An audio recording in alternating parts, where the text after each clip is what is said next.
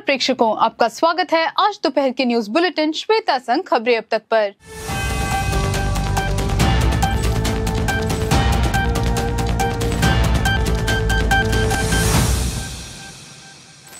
वीना विजयन के खिलाफ एसएफआईओ की कार्रवाई का मकसद मुख्यमंत्री को बर्बाद करना, पार्टी करेंगी विरोध।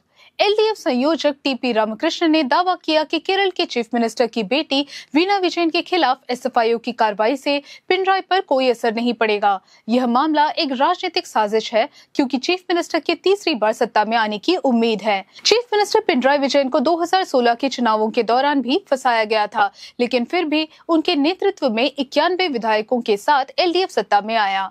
जैसे ही अदालत ने केरल के विधायक मैथ्यू कुडलनाथन के सतर्कता जांच के दावों को खारिज कर दिया, एक्सोलॉजी से संबंधित नए मुद्दे पैदा हो गए। यूडीएफ और भाजपा को इन कृत्य के पीछे दोषी ठहराया गया और कहा गया कि केरल के लोग स्थिति का सामना करने के लिए काफी मजबूत है। वक्फ अधिनियम संशोधन विधेयक राज्यसभा में पारित, राष्ट्रपति की मंजूरी के बाद बनेगा कानून। वक्फ अधिनियम संशोधन विधेयक राज्यसभा में पारित हो गया। 128 लोगों ने इसका समर्थन किया जबकि 95 लोगों ने इसका विरोध किया। राष्ट्रपति की मंजूरी के बाद विधेयक कानून बन जाएगा। केरल के वामपंथी सांसदों ने काले कपड़े पहनकर विधेयक का विरोध किया। मंत्री सुरेश गोपी ने दावा किया कि पहले समाधान के लिए गठित पैनल को उच्च न्यायालय ने खारिज कर दिया था क्योंकि भाजपा धर्म की आड़ में भेदभाव कर रही थी। अगर विधेयक पारित हो जाता है तो मुस्लिम लीग पार्टियां कानूनी रूप से आगे बढ़ेंगी। नए विधेयक के अनुसार वक्फ को निर्देशित करने की शक्ति समुदाय के बोर्ड और ट्रिब्यूनल से सत्ता में बैठे लोगों के नियंत्रण में चली जाएगी।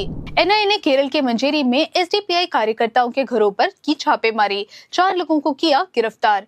कोची एनआईए यूनिट ने मंजेरी में एसडीपीआई के 4 कार्यकर्ताओं शिहाब, सैदलवी, खालिद और इरशाद को हिरासत में लिया।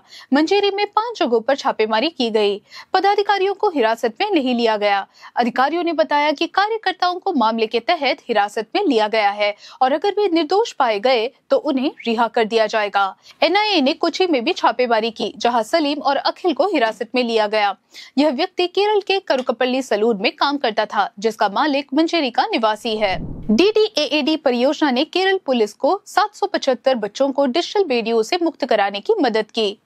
डीडीएडी की शुरुआत जनवरी 2023 में केरल पुलिस की सोशल पॉलिसिंग विंग के नेतृत्व में बच्चों में मोबाइल और इंटरनेट की लत को नियंत्रित करने के लिए की गई थी।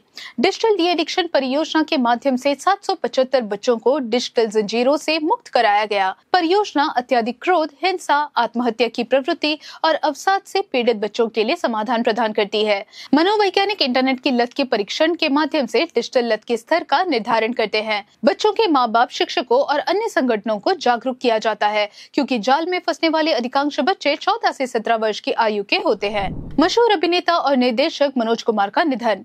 दिल की बीमारी के कारण मुंबई के कोकिलाबेन धीरूभाई अंबानी अस्पताल में इलाज करा रहे मशहूर अभिनेता और निर्देशक मनोज कुमार का 87 साल की उम्र में निधन हो गया। उन्होंने 60 से ज्यादा फिल्मों में काम किया और करीब 7 फिल्मों का निर्देशन किया। दर्शक उन्हें उनकी देशभक्ति फिल्मों के लिए याद करते हैं। उनकी यादगार फिल्में क्रांति और पूरब और पश्चिम हैं।